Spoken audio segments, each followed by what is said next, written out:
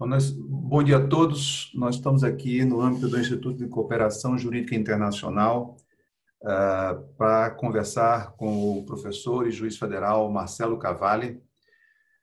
Marcelo Cavalli, a Mariana Tosi vai apresentá-lo, mas antes eu queria só dar as boas-vindas a todos que estão aqui online. Eu vejo que já há vários online aqui.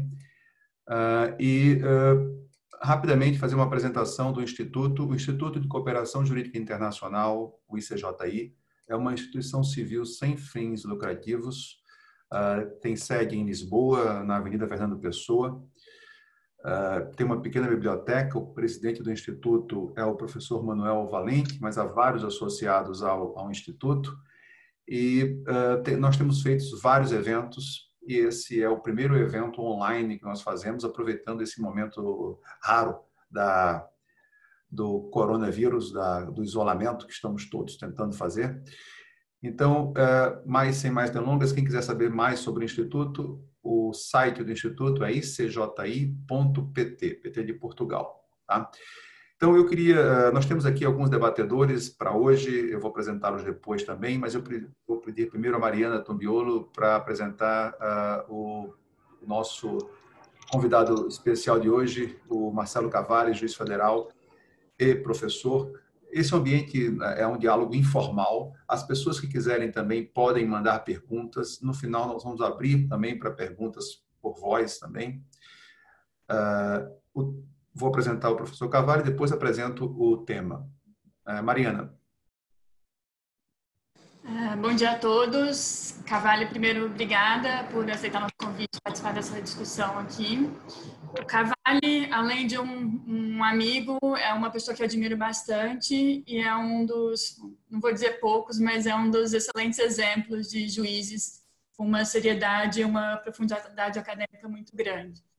O Cavalli é doutor pela USP em Direito Penal, mestre pela Universidade de Coimbra, juiz federal. Ele atualmente está como juiz instrutor no gabinete do ministro Barroso e já atuou como juiz auxiliar da ministra Tereza no STJ.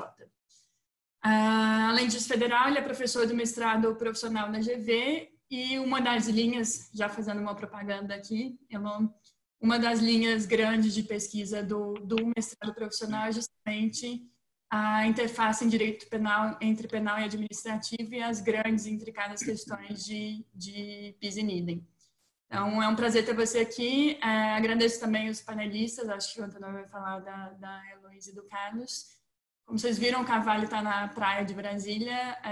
Seja bem-vindo, Cavalli. Obrigado, Mari. Obrigado, Antenor. Eu queria agradecer, então, o convite do Instituto de Cooperação Jurídica Internacional, que tem justamente esse objetivo de fomentar essas discussões acadêmicas sobre um tema tão novo e tão atual e dinâmico como é esse do bis in idem em âmbito internacional. Então, espero que seja proveitosa essa nossa conversa de hoje e agradeço a vocês pelo convite, que se deve muito mais à amizade que eu tenho com vocês e que por algum conhecimento aprofundado que eu próprio tenha sobre esse assunto. Bom, na verdade, acho que o Cavalli, todos sabem da experiência, da profundidade acadêmica do Cavalli. É claro que esse é um tema novo, então não há especialistas nesse tema. Nós vamos falar um pouco começar a apresentar o tema, mas antes eu queria apresentar os nossos debatedores de hoje, que foram convidados. Aliás, todos aqui se sintam debatedores. Essa ferramenta do Zoom tem a possibilidade das pessoas virtualmente levantarem a mão. Ao final, nós vamos dar esse espaço. Eu vejo que há pessoas aqui na audiência, não dá para nomear todos, mas eu vejo o Rogério Tafarello, o Rodrigo Carcelian e vários outros aqui que também poderiam também estar fazendo essa apresentação e podem também, fiquem à vontade também para fazer perguntas. Mas eu queria começar apresentando a professora Heloísa Estelita. A Heloísa Estelita todos conhecem, professora da Getúlio Vargas, advogada, parecerista e uma amiga nossa também. Também tem estudado bastante todos os temas ligados ao direito penal, especialmente ao direito penal transnacional também. Junto comigo, temos debatido, às vezes, ferrenhamente temas de cooperação jurídica internacional, não é, Elô? Então, Elô, seja bem-vindo, obrigado por ter aceitado esse convite. Essa é a primeira vez que fazemos esse debate online. Então, sempre, como eu disse, é o terceiro debate da série. Os 2 primeiros foram feitos com a Ana Mara Osório e o Vladimir Aras, mas foram gravados e vão ser disponibilizados. Esse é o terceiro, mas é o primeiro que vem a público. Então, Heloísa, a Mariana Tumbiolo já se apresentou também. Mariana é mestre em Direito pela Universidade de São Paulo e formada pela Getúlio Vargas, LLM em Chicago. Recentemente também foi aprovada, advogada americana, tem o bar da Califórnia. E o Carlos Vers também é um criminalista de raiz também, estudou na Alemanha, na mesma escola do Cavalli. Então, eles serão os debatedores desse tema, junto comigo, né? E todos os demais também fiquem à vontade para fazer perguntas, tanto pelo chat como pelo depois eu vou abrir para que façam perguntas oralmente também. Eu vou começar, Cavalli, mostrando o texto da convenção. Vou colocar aqui na tela, espero que todos consigam ler. Vocês estão conseguindo ver aí? Sim. Bom, então, essa é a convenção da OCDE, a Convenção Anticorrupção, como é mais conhecida. E a convenção da OCDE, ela determinou vários comportamentos aos estados. Entre eles, determinou que os estados tipificassem como crime a corrupção de funcionário público estrangeiro. Ou seja, o ato de pagar uma vantagem devida ao funcionário público estrangeiro configura crime. Obviamente, esse comando faz da convenção uma fomentadora de situações de bis in idem, porque imagine uma situação de uma pessoa física ou mesmo uma pessoa jurídica, lembrando que a convenção também se aplica às pessoas jurídicas e os estados podem determinar o ilícito da pessoa jurídica, tanto criminalizando sob o aspecto penal, quanto administrativo, como fez o Brasil com a Lei 12.846. Imagina uma pessoa física ou jurídica americana pagando uma vantagem indevida no Brasil a um funcionário público brasileiro. Tanto os Estados Unidos considerarão essa conduta como crime, como o Brasil também considerará essa conduta como crime. Então, graças a convenção, nós fomentamos situações de bis in idem. E a provocação está justamente no artigo 4º 3. Eu me lembro das discussões no âmbito da OCDE, porque como se resolver evitar esse bis in idem. E a convenção, os estados partes sentados lá na OCDE, em Paris, resolveram chegar com esse texto aqui do artigo 4º 3º, que diz: quando mais de uma parte tem jurisdição sobre um alegado delito descrito na presente convenção, as partes envolvidas deverão, por solicitação de uma delas, deliberar sobre a determinação da jurisdição mais apropriada para a instauração de processo. Cavalli, bem-vindo. You have the floor. Você pode falar e eu queria começar com qual a sua leitura desse dispositivo. Bom, obrigado, Tenor, mais uma vez. Queria também mandar um beijo para a Elô, um abraço para o Tafarello. Não consigo ver mais todas as pessoas que estão aqui, mas fico feliz de saber que tem tantas pessoas amigas e interessadas nesse tema aqui presentes e que com certeza vão poder também dar uma contribuição sobre esse tema. Bom, deixa eu fazer uma análise prévia sobre essas questões de bis in idem, como a gente tem visto, né? Numa visão bem tradicional de bis in idem, a ideia era que a impossibilidade de punir a mesma pessoa pelo mesmo fato no âmbito criminal e dentro de uma mesma soberania. Inclusive nos Estados Unidos, onde existe a ideia do double jeopardy, desde 1847, se não me engano, é o primeiro precedente, existe lá aquela exceção da dupla soberania, no sentido de que mesmo mais de um Estado, lá nos Estados Unidos a federação é levada a sério, mesmo mais de um Estado pode punir a pessoa pelo mesmo fato. Então, um crime federal e um crime estadual pelo mesmo fato seria possível, e até hoje eles mantêm essa jurisprudência. No ano passado, se não me engano, foi julgado um caso Gamble, em que a Suprema Corte manteve esse entendimento de que essa exceção da dupla soberania se aplica também à vedação do double jeopardy. Por outro lado, isso num âmbito em que não havia um direito internacional desenvolvido.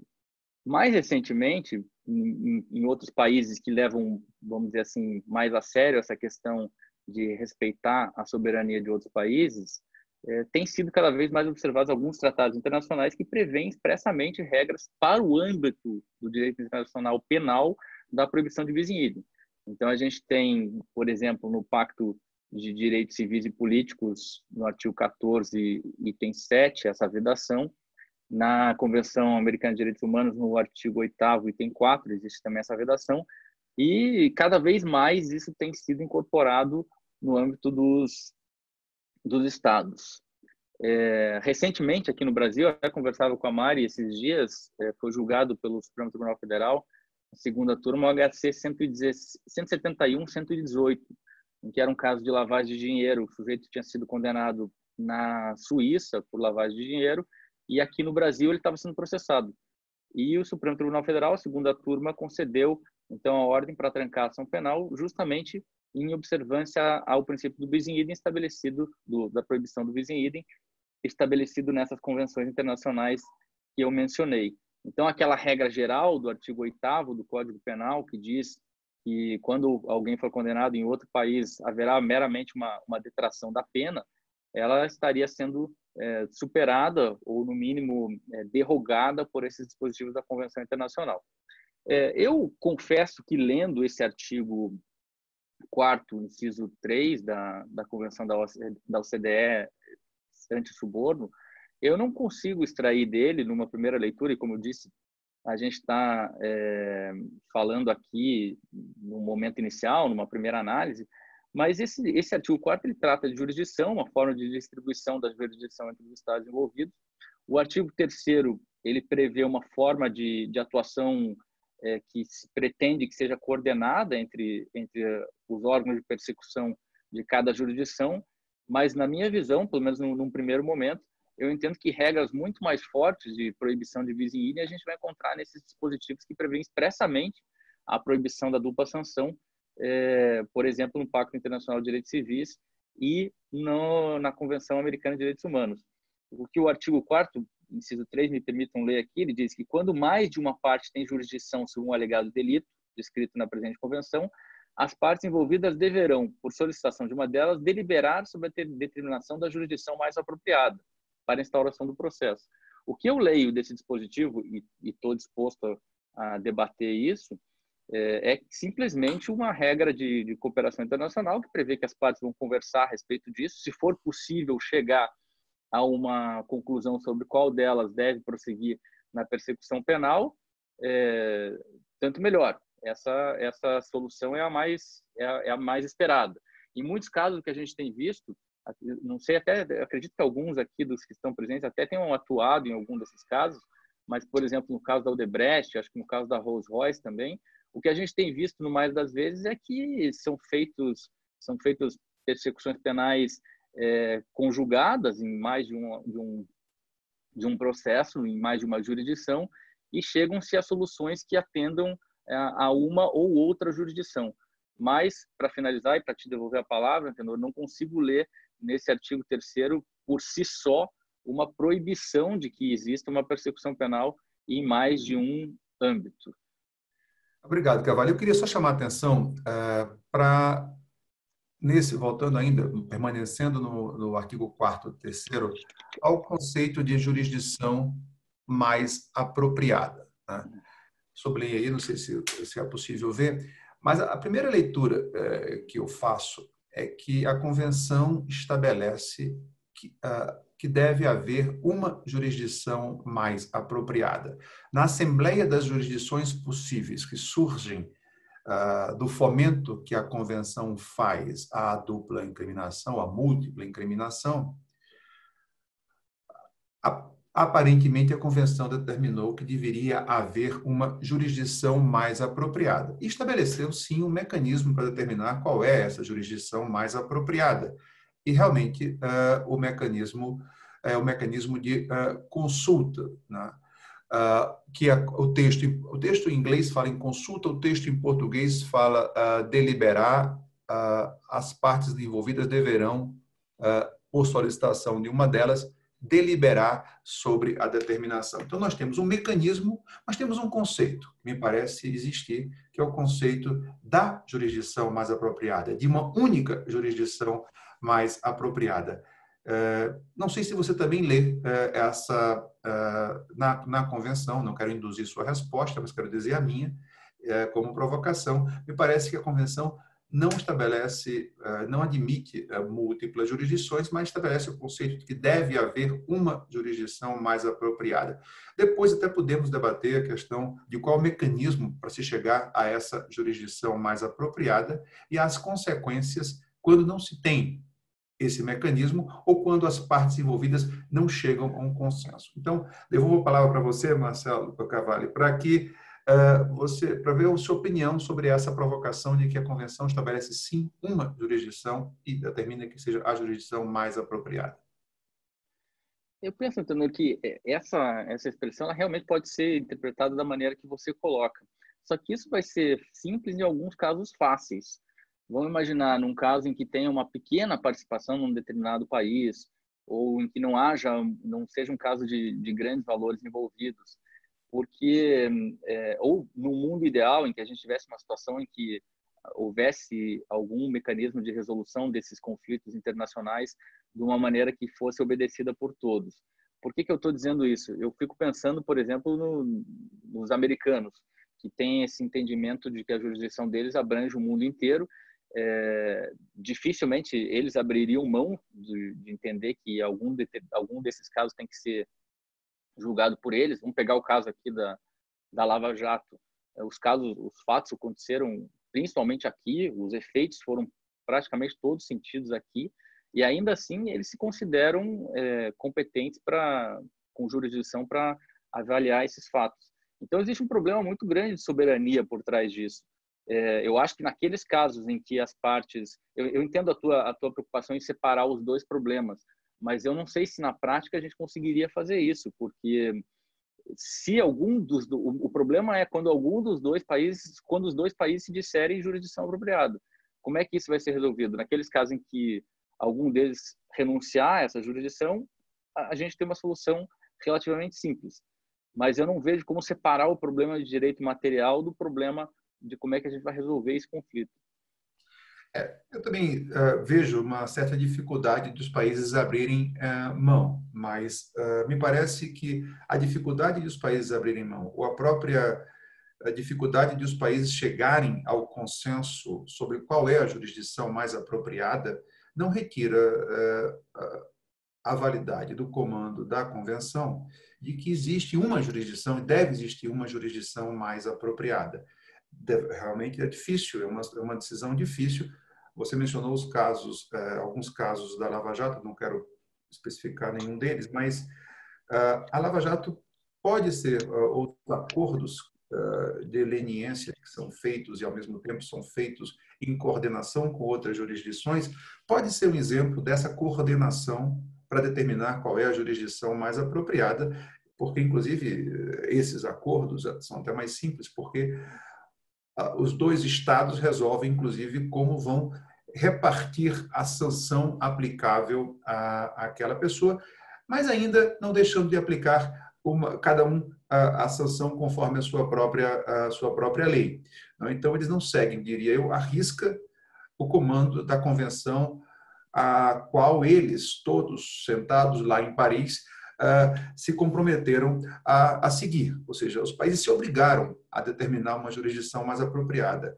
Me parece que a dificuldade que possa haver e há para determinar não deve ser o empecilho. Os Estados Unidos, de fato, depois a gente pode até discutir essa questão da visão que os Estados Unidos têm da double jeopardy, e você referiu bem, eles não reconhecem o double jeopardy nem internamente, mas eu acho que eles abrem uma exceção quando o offense, quando o crime é determinado pelo direito internacional e não pelo direito interno de cada um dos estados soberanos.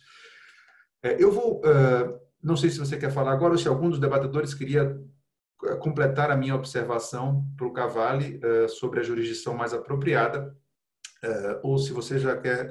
Elô, você tem alguma observação a fazer? Só vou tirar você do mudo.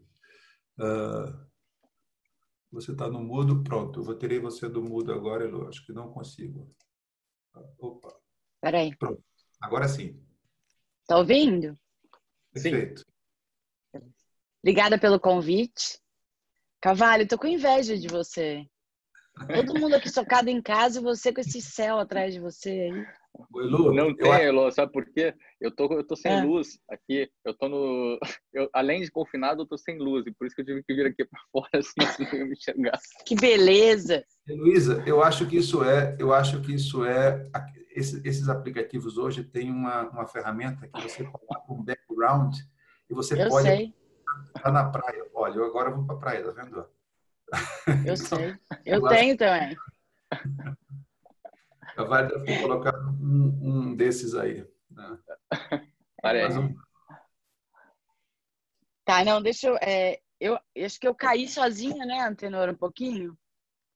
Foi, você está aqui, caiu sozinho Não, eu como? caí antes. Eu não ouvi toda a fala do Não, então, deixa eu Marcelo, mas voltar. A posição é essa, a pergunta é essa. A convenção, aparentemente não, a convenção estabelece, eu vou colocar na tela de novo. Não, isso eu vi. Viu? Então, o conceito de jurisdição mais apropriada. Né? E aí eu Sim. provoquei o Cavalli e eu não dei nem a oportunidade dele responder ainda. Mas antes dele responder, eu queria ver se para ver se você se junta à provocação e complementa o que foi colocado. Tá, assim, eu queria colocar uma questão jocosa que a gente também tem no Brasil tinha, né, uma vara com jurisdição universal sobre, na verdade, nacional, né, que atraía todos os casos do Brasil para o mesmo lugar. Então, a gente já conhece essa experiência e a gente sabe o quanto ela geralmente tem de arbitrária.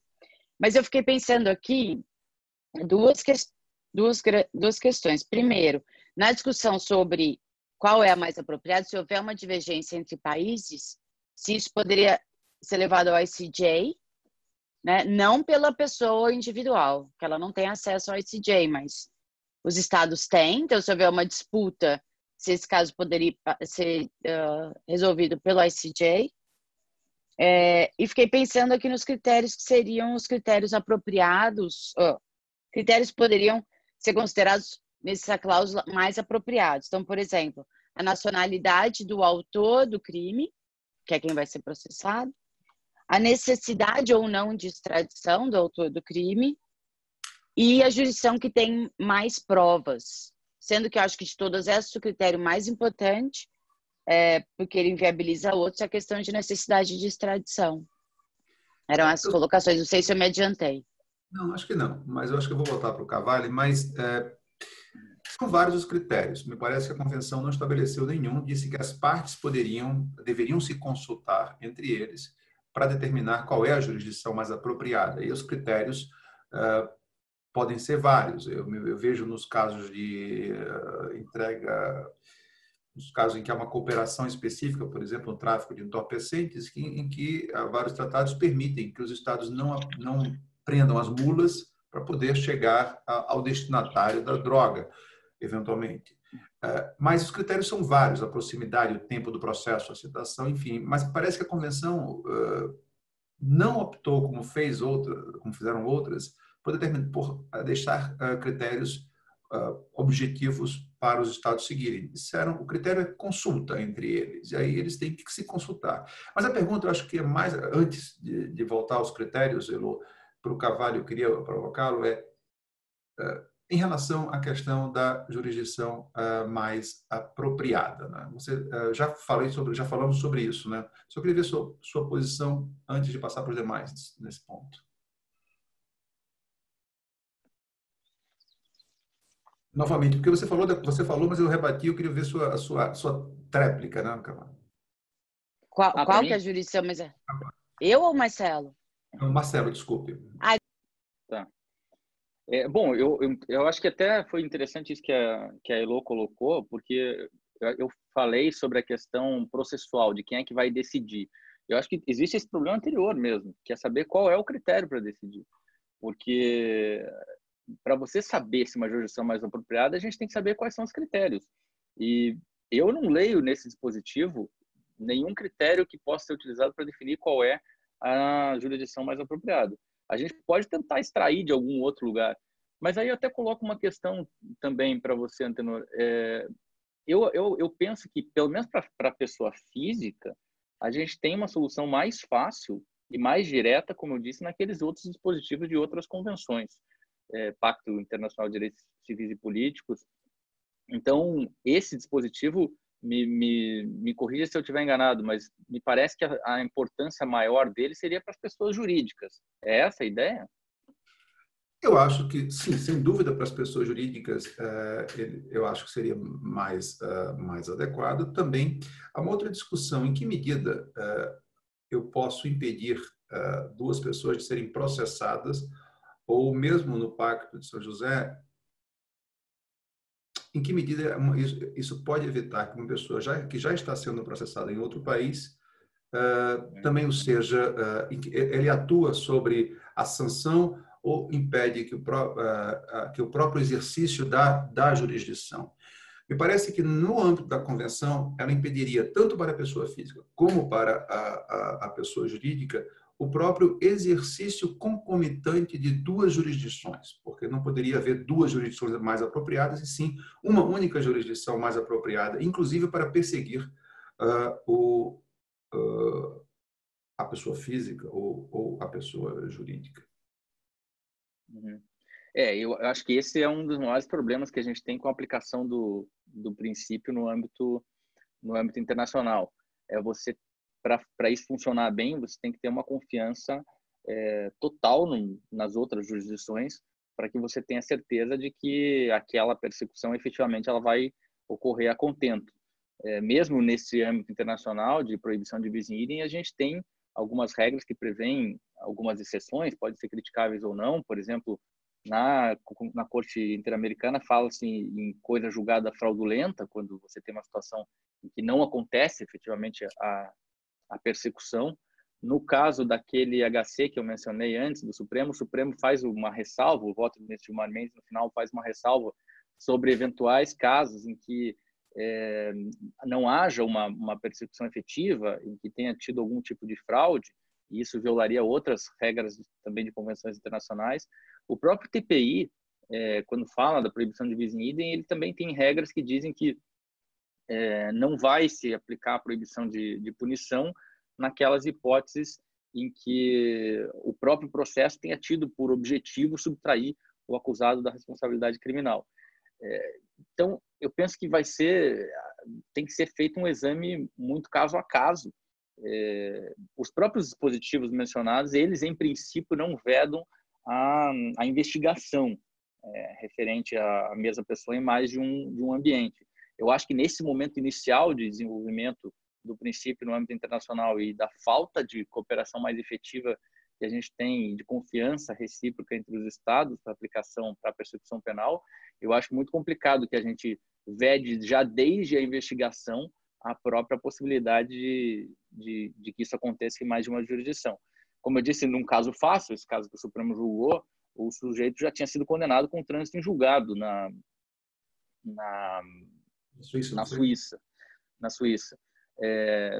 Num caso em que ele não foi sequer denunciado ainda e tem investigações paralelas, você interromper, como acontece no âmbito interno, né? Aqui no Brasil a gente teria essa possibilidade, de você não ter a investigação ocorrendo em duas esferas de competência distintas.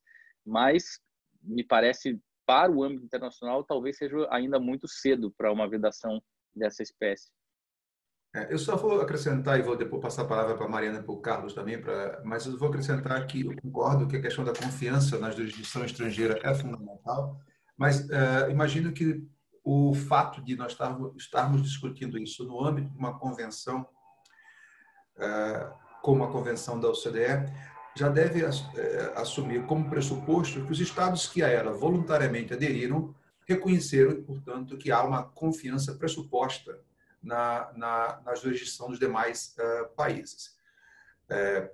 Eu, então, vou passar para a Mariana e para o Carlos, ver se eles têm alguma observação sobre esse debate da jurisdição mais apropriada. E se alguém, eventualmente, da audiência quiser levantar a mão virtualmente aí para fazer alguma pergunta sobre essa questão da jurisdição mais apropriada, por favor, faça ou pode, inclusive, mandar por Q&A. Aqui na tela de vocês embaixo tem o Q&A e nós vamos receber a pergunta. Mari. O meu ponto vai um pouco na linha, na verdade é um passo anterior à linha do que a Eloy e o Carvalho levantaram. Eu acho que a questão de, e aí concordando com o seu ponto, Marcelo, não é muito fácil a gente separar a questão do idem processual do material. É muito mais fácil a gente limitar, tanto no âmbito das empresas quanto no âmbito da pessoa física, a aplicação da pena no final. Na prática, e isso foi uma questão que a gente discutiu essa semana ainda, sempre vai ter o que a gente chama de elemento de estranheidade. Então, uma grande investigação de corrupção, como foi a Lava Jato, sempre vai ter um elemento ali, ou uma transação nos Estados Unidos, ou uma empresa nos Estados Unidos pagando, ou pagamentos feitos lá. A investigação, na prática, não vai consultar os países, não vai de antemão a Polícia Federal, o Ministério Público fazer essa consulta ou provocar essa consulta para a jurisdição mais adequada. Um ponto que a gente tem discutido, e aí eu queria ouvir sua opinião sobre isso, Marcelo, é que no caso do Brasil, por exemplo, se achar a jurisdição mais apropriada sem fazer essa consulta prévia, se isso não limitaria a cooperação do Brasil com outra jurisdição. Então, assumindo que o Brasil considera que aqui seria mais apropriado, não vai fazer essa consulta, ou eu não coopero com os Estados Unidos, ou eu coopero com uma especialidade que essa prova que eu estou mandando não vai poder ser usada mas só essas pessoas que eu estou procurando. Sem querer interrompê-la, mas assim, Mário trouxe um ponto fundamental, que é a questão do que fazer quando não há consulta. Quais são as consequências não havendo a consulta. Mas, Mari, só voltando a pergunta para você, antes de passar para o Carvalho.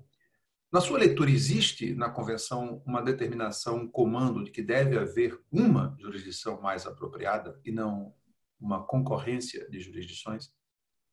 Eu acredito que sim. Eu acho que é possível extrair essa leitura do artigo 4, que você colocou 4.3, né, que você colocou na tela agora. Eu acho que a questão, dessa premissa, eu parto também. Eu acho que a questão é muito mais como, primeiro, os critérios que a Elo colocou, mas também como proceder essa consulta e como, na hipótese de um conflito de competência, um conflito de jurisdição, como resolver essa questão. Eu aproveito aqui só para lembrar que acabou de também entrar aqui no nosso debate o nosso presidente, o professor Manuel Valente. Bom dia, Manuel. Como está Lisboa aí? Tudo bem? Bom dia a todos. Estamos todos de quarentena, aí também estão. Dar os parabéns ao Antenor por esta iniciativa do ICJ Brasil, que é importante debater estes temas que influenciam muito a questão da cooperação jurídica internacional e hoje também a cooperação mais humanitária que se põe em cima da mesa. Parece que alguns líderes mundiais estão com uma certa dificuldade em acertar o passo. Aqui em Portugal, penso que sabem, as coisas estão-se a complicar neste momento. Temos mais mortos, o número de infectados aumentou significativamente. Espera-se que nas próximas 2 semanas atinjamos o pico desta primeira leva.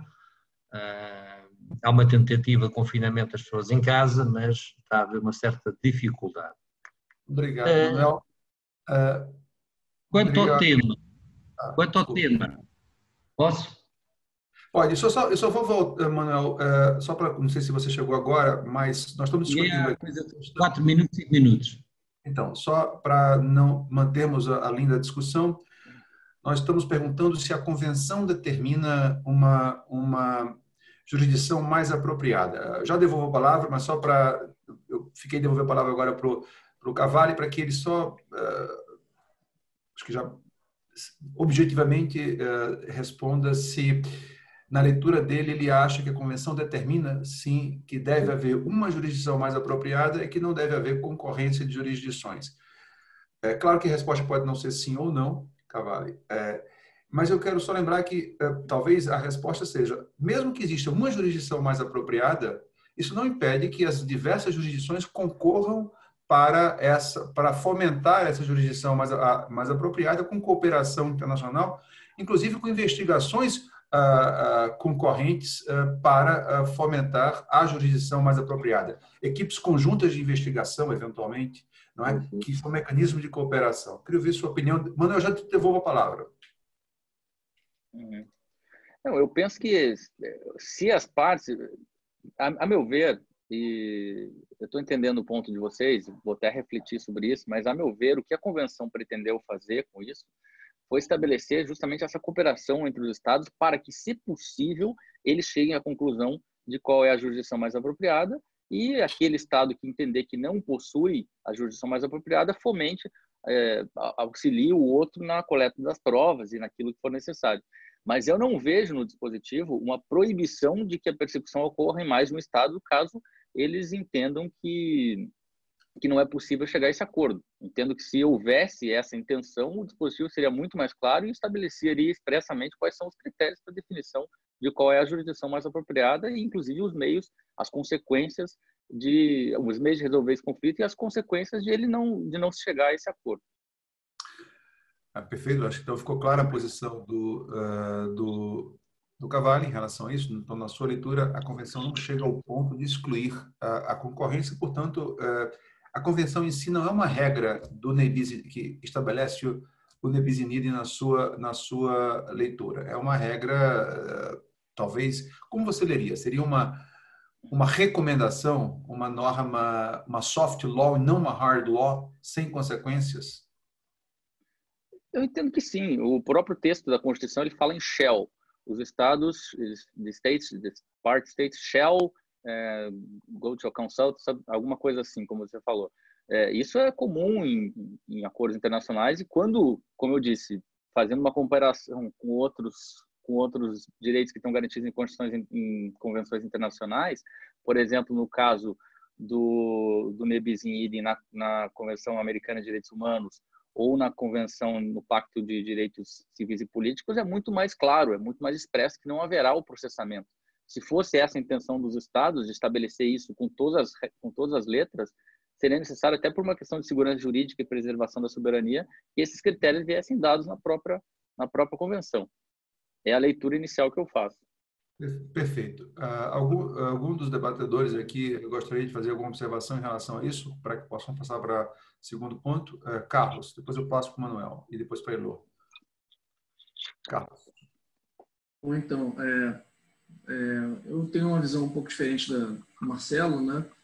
Me parece que o dispositivo ele é claro, que assim, não me parece adequado que se peça para as partes consultarem e se estabeleça que deve haver uma jurisdição mais apropriada para a instauração do processo, ou seja, já se admite que deve haver apenas um processo no dispositivo, que isso seja apenas uma consulta. Eu entendo que há problemas decorrentes disso, principalmente pela falta de regulação dos critérios, né? Mas me parece que isso poderia gerar consequências de cooperação internacional. Isso poderia ser a forma de se limitar a isso e até mesmo limitar essa jurisdição universal dos Estados Unidos, como a Cavalli disse aqui. Pode ser, inclusive, por eventualmente uma negativa de cooperação. Num caso em que não se consulta, num caso em que se inicia uma ação penal no Brasil, pelos mesmos fatos, em que há efetivamente, ao que parece, uma litispendência, ainda que seja com uma outra jurisdição, né? Eu sei que também há alguns problemas processuais decorrentes disso, como indisponibilidade da ação penal, eventualmente se a gente tiver que abrir mão disso, mas não vejo como intransponível também.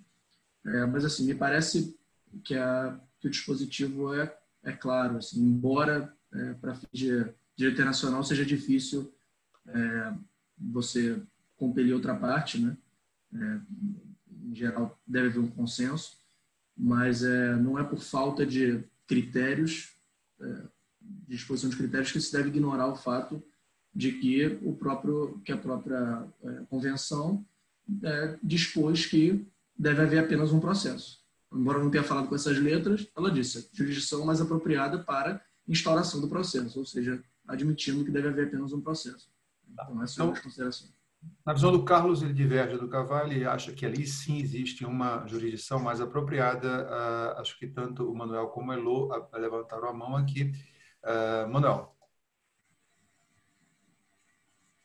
eu vou tirar você do mudo.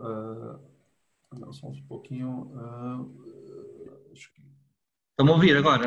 Agora sim. Sim. Quanto aqui à questão da jurisdição mais apropriada, eu concordo com a interpretação que é feita, no sentido de que é mais uma norma de soft law, de orientação, do que de hard law. Até porque há problemas que se levantam no caso português e na Europa, em termos constitucionais e também dos próprios códigos penais, que além da questão da jurisdição mais apropriada, deve-se entender ligado à questão do direito material, que é o regime mais favorável quanto ao crime em concreto e para os agentes do crime, sejam eles pessoas singulares, sejam eles pessoas coletivas ou pessoas jurídicas, como costuma dizer. Esse é um ponto. O outro também é que um caso concreto que se pode levantar aqui, mais ou menos que tenho em mente, que envolve o processo inicia-se na Suíça, envolve depois Portugal, também envolve a jurisdição portuguesa, mais tarde a francesa e a de Malta. Conquanto, no caso com a Suíça e Portugal, a Suíça cede a jurisdição a Portugal, e Malta também, mas, por exemplo, o caso dos franceses não cedem, porque consideram que há atos extremamente graves praticados em território francês que devem ser julgados lá. Contudo, é tudo a mesma, aquilo que costuma dizer, pedaço da vida criminosa. Vai haver aqui alguma certa concorrência de jurisdições, Portugal e França, por exemplo, mas também há um aspecto fundamental. É que, por exemplo, o Código Penal português tem estipulado o seguinte, que mesmo que tenha havido já julgamento ou esteja a decorrer, tem de ter em conta as diretrizes da União Europeia, em que o ne bis in idem não é totalmente bloqueado. O que quero dizer com isto? Se for de um Estado-membro da União Europeia, pode-se considerar efeito absoluto do ne bis in idem. Mas se for de um país da União Europeia, de reconhecimento do ne bis in idem de um terceiro, de um Estado terceiro, já talvez esse efeito absoluto seja derogado. Mas se for de um Estado terceiro que não da União Europeia, neste caso concreto, o ne bis in idem tem de ser aferido em concreto face à jurisdição e às condições de julgamento que foram tidas em conta no primeiro ou no segundo processo. Esta questão, penso que levanta algumas questões fundamentais, principalmente que a Heloísa abordou, que é o princípio da nacionalidade, as questões do princípio do interesse nacional, ou o chamado princípio da realidade, a questão da extradição, se é admitida ou não no espaço da União Europeia, é mandato europeu, e também a questão das provas. Penso que aqui a Heloísa tocou num aspecto fundamental, é qual é a jurisdição que tem mais provas. Este é um ponto que penso que pode ajudar a resolver no futuro algumas das questões. Desculpa lá, me estou alongado.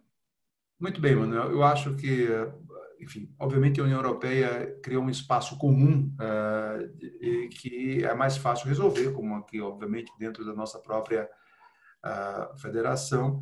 Me parece também que a Convenção procurou fazer algo parecido. Mas eu vou agora passar para a Elô. Elô.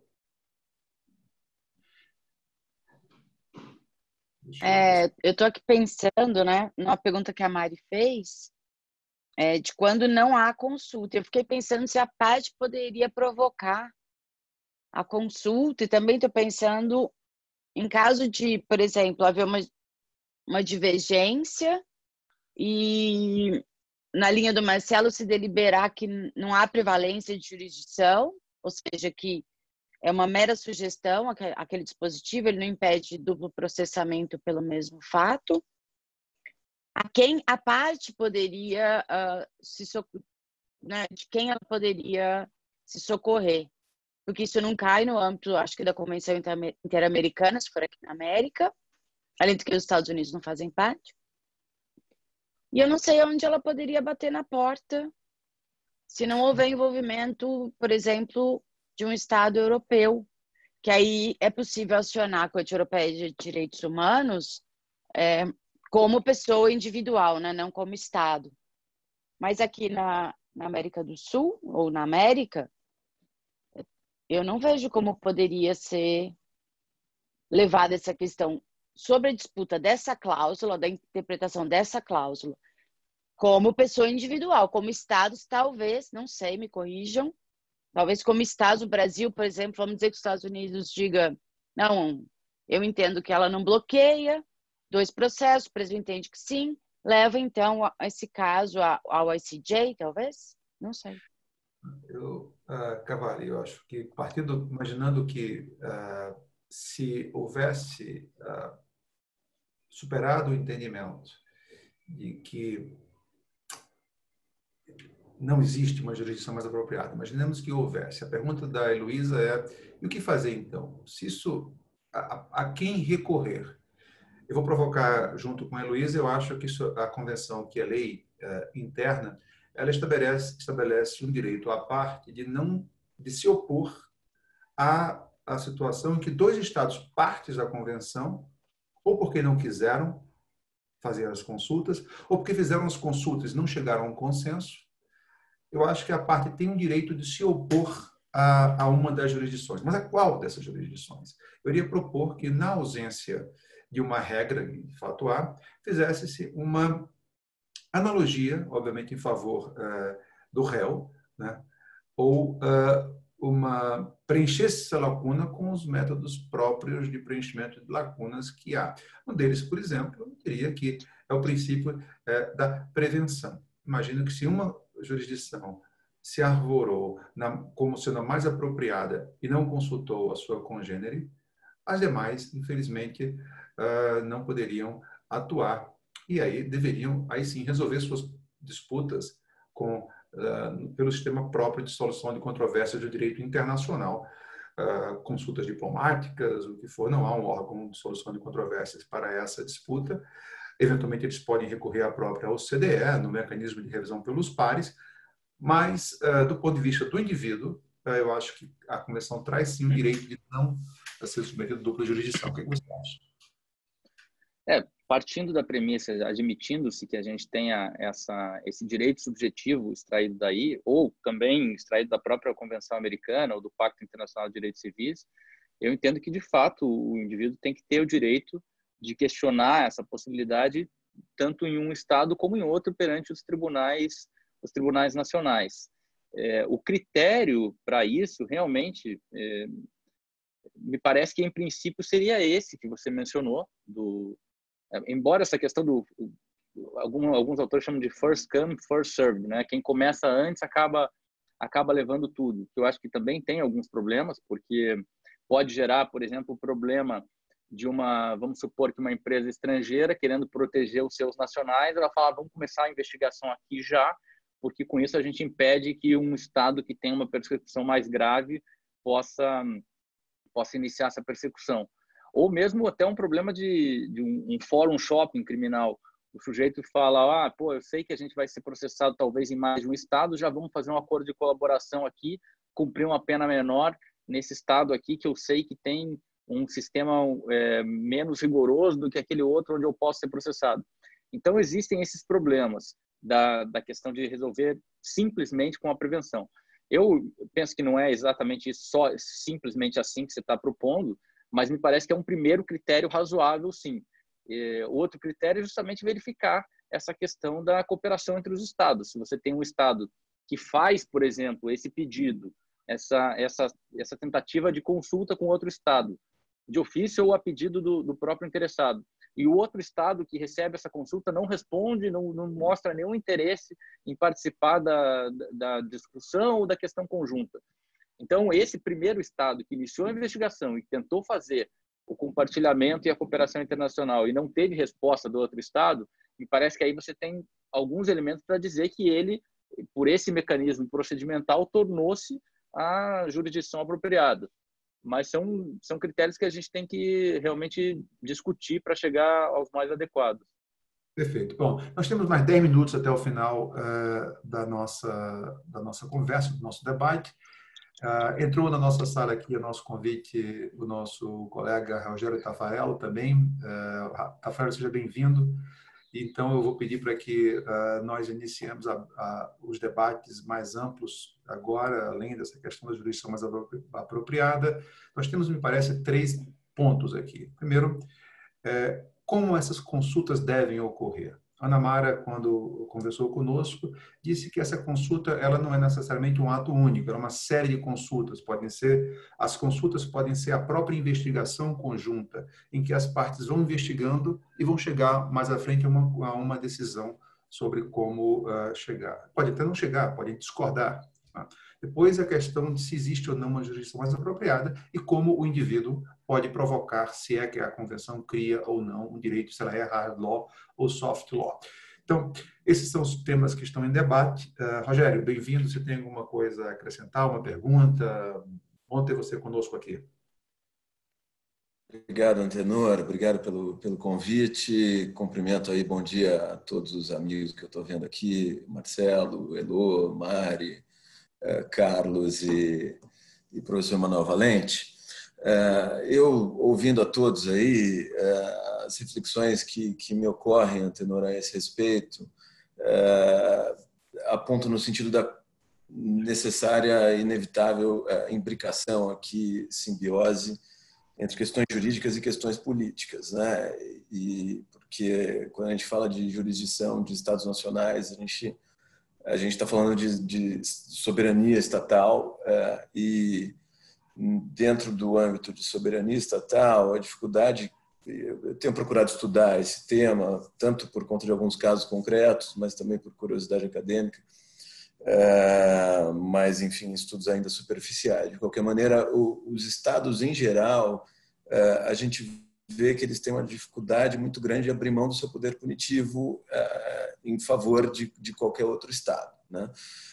Então, a gente falar em double jeopardy, falar em ne bis in idem em âmbito transnacional, necessariamente passa por supor uma compreensão dos Estados nacionais de que o poder punitivo, que é parte de sua soberania, pode ser disponível em certas situações. E esse debate me parece ainda muito incipiente no Brasil e fora do Brasil.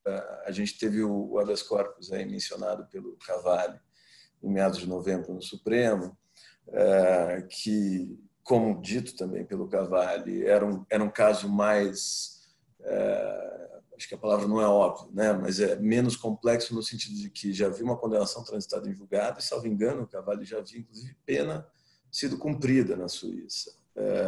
Não foi publicado ainda esse acordo, não é? Ainda não. A gente acompanhou aí esse julgamento no escritório. A gente tem uns casos que talvez pudesse o precedente ser útil, por isso a gente acompanhou e conversei antes e depois com a nossa amiga Elizabeth Queijo, que foi a advogada responsável pelo habeas, né? Mas antes, as poucas vezes em que os tribunais brasileiros foram provocados sobre essa matéria, invariavelmente a resposta era: olha, poder punitivo é matéria de soberania estatal, portanto não se abre mão, independentemente do que outro estado esteja fazendo ou não. O Brasil vai promover a persecução e vai punir se entender que deve ser o caso. Até onde eu saiba, essa é a visão dos Estados Unidos também e de outros tantos países. Toda vez que eu falo com algum colega aí, advogado estrangeiro, eu acho que a ideia da Elô sobre ter uma instância, eu acho que essa discussão ainda vai ter muito um processo de amadurecimento longo pela frente, mas que inevitavelmente terá de ocorrer para evitar o bis in idem transnacional. E acho que a gente precisará chegar a um momento em que uma instância multilateral, que talvez seja a Corte Internacional de Justiça, enfim, os estados que se submetem a ela são diferentes dos estados parte da Convenção OCDE, sabemos disso, mas, enfim, em algum momento a gente precisa chegar a uma instância que talvez seja essa, que possa decidir, porque muitas vezes a gente vai ver os estados não se entendendo entre si. E não só, aí eu acrescento, e com isso eu já concluo o meu comentário, não só por preocupações de soberania, mas hoje cada vez mais a gente vê preocupações fiscais dos estados que tem observado, especialmente no campo aí de casos anticorrupção, tem observado que podem ser uma fonte de receita muito grande. Basta ver nos últimos dias, aqui na esteira da Covid-19, o quanto que o MPF tem dito, olha, vamos usar o dinheiro tal, o dinheiro qual dos acordos XY para combater a pandemia, né? Enfim, acho que vai haver uma disputa muito grande sempre entre os Estados nacionais. E aquela ideia, concordo que a linguagem da convenção é no sentido de recomendação, porque a linguagem do direito internacional das convenções é essa, mas essa recomendação nem sempre poderá ser atendida porque os interesses próprios de cada Estado acabarão falando mais alto. Esse é o meu receio. Bem, eu respeitosamente discordo. Eu acho que as convenções também estabelecem hard law e criam obrigações para os Estados. É uma obrigação. E a convenção, vou deixar a minha posição, mas vou deixar o Cavalli, que é o nosso convidado hoje especial, concluir o tempo que ainda falta. A minha posição é que a convenção é hard law. A convenção, o artigo 4.3 é uma solução que os Estados partes reunidos lá em Paris, quando estabeleceram regras que fomentam a dupla incriminação, que é a tipificação do delito de corrupção do funcionário público estrangeiro, deram essa possibilidade. Eu acho que não é uma simples recomendação aos Estados fazerem consultas, ela estabelece, sim, uma flexibilidade na determinação da jurisdição mais apropriada, mas nenhuma flexibilidade quando fala da jurisdição mais apropriada. Ela estabelece, nesse ambiente da OCDE específico, portanto, uma regra de bis in idem, obviamente não é uma posição, e compete aos Estados partes chegar a um acordo. Se não chegarem a um acordo, esse desentendimento ou essa falta de observação do comando da Convenção pelos Estados não pode levar ao indivíduo a sofrer uma dupla sanção, porque os Estados não quiseram ou não puderam chegar, não fizeram as consultas ou não puderam chegar a um acordo. Com isso, dito a minha posição, deixo a palavra ao nosso convidado de hoje, o Cavalli, agradecendo também a participação de todos os demais. Eu vejo que não há perguntas aqui no chat, mas se alguém levantar a mão, ainda haverá tempo para mais uma ou outra pergunta. Elô, então antes de passar a palavra para o Marcelo, vou devolver para você. Marcelo vai fechar, então Elô, tem tempo ainda para fazer perguntas, Elô. Ou não, é um comentário, na verdade, né, que essa situação no direito internacional penal, vamos dizer assim, os movimentos são sempre, isso aconteceu na Europa, muito claramente. Primeiro vem o movimento de harmonização das incriminações, né? E se abre foros de jurisdição para conflitos entre estados, mas se priva todas as pessoas atingidas, físicas ou jurídicas, né? Os jurisdicionados, de um acesso a uma corte para resolver conflitos que os afetem diretamente. Isso aconteceu na Europa e ainda há um déficit muito grande, né, de proteção direta dos afetados, mas me parece que quando órgãos como o CDE ou mesmo outros órgãos internacionais pretendem harmonizar incriminações, seria um ônus deles também elegerem um foro que atendesse às pessoas físicas afetadas, porque o direito penal afeta, né, pessoas naturais e eventualmente jurídicas também. Esse é o meu comentário. Muito bem. Final. Muito obrigada, foi um prazer. Obrigado, Elô. Cavalli. Pois não. Bom, para mim, acho que ficou bem interessante o debate, a gente viu as posições contrárias, puxando um pouquinho sobre o que o Taffarello falou, não acabei de ler ainda, mas eu recentemente comecei a ler um livro de um professor da NYU que chama Kevin Davis, chama Between Impunity and Imperialism, em que ele fala justamente sobre esse problema, que eu acho que um exemplo que ele dá é justamente o problema do caso da Odebrecht, em que ele fala, será que realmente essa abrangência penal americana, em que os promotores americanos podem impor sanções em relação a fatos ocorridos em outros países, e os efeitos dessas sanções vão ocorrer em outros países, será que essa abordagem é uma abordagem correta? E ele fala um pouco sobre como o direito penal, o direito internacional americano no âmbito penal, principalmente o americano, ele tem se tornado uma ferramenta de imperialismo. E outros países têm respondido a isso. Por exemplo, a França tem cada vez mais revisto a sua jurisprudência para dizer, olha, nós também vamos punir, nós vamos fazer acho que essa lei, acho que Saban, uma mais recente, que diz que vamos punir também crimes ocorridos fora daqui. Então, cada um dos estados, na verdade, está usando o direito penal como uma forma de extensão da sua influência internacional. Então, isso realmente tem gerado esses problemas todos. A gente ter algum mecanismo internacional para a resolução desse conflito me parece essencial. Agora, até lá, eu acho que é muito difícil que algum Estado resolva abrir mão justamente de um poder tão relevante que ele tem hoje, sabendo que os Estados mais poderosos não vão fazer a mesma coisa. Mas eu gostei eu achei interessante essa saída, que eu acho que foi a Mari que mencionou um tempo atrás, de pensar numa resposta a essa tentativa de expansão de alguns países. Talvez uma forma fosse de não cooperar quando houvesse um desrespeito a quando se entender que, evidentemente, o caso não deveria ser tratado naquela jurisdição, mas é algo a ser pensado. Só para concluir, porque isso é uma coisa que me incomoda bastante. Por exemplo, aqui no Brasil a gente não tem, puxando um pouco para o mercado de capitais, a gente não tem normalmente uma ação em que os acionistas prejudicados eles possam entrar contra a própria companhia que foi objeto das fraudes. Por exemplo, estou pensando no caso da Petrobras. Então, o que aconteceu na prática nesse caso da Petrobras? Foram pagas multas nos Estados Unidos para os acionistas americanos que tinham ações em bolsa em Nova York. Bom, quem pagou essa conta foram os acionistas brasileiros que perderam valor nas suas ações. Então, existe um problema muito grande político por trás desse uso penal, dessa abrangência ampla do direito penal no âmbito internacional. Já mudei um pouco de assunto, mas eu queria deixar essas considerações finais e, mais uma vez, agradecer pelo convite de vocês. Obrigado, Marcelo, por ter aceito o nosso convite. Nós vamos caminhando para o final, para encerrar, dizendo que o Instituto também agradece a participação de todos, e essa foi nossa primeira videoconferência online, não será a última.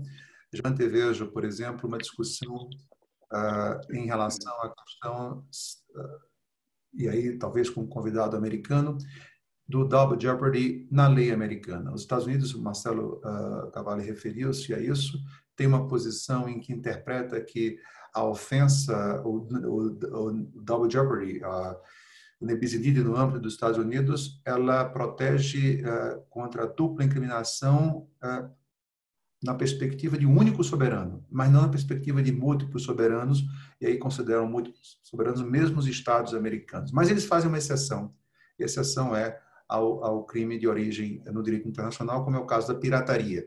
Não seria também a corrupção, por conta da convenção, não teria também assumido uma origem internacional? O Instituto vai organizar um debate sobre esse ponto também, em breve. Mas, então, agora eu quero agradecer em nome do Instituto, falo aqui também na presença do nosso presidente Manuel Valente, agradecer a presença de todos e dizer que vamos depois disponibilizar o áudio dessa entrevista. Então, com isso, eu agradeço e me despeço de todos. Obrigado.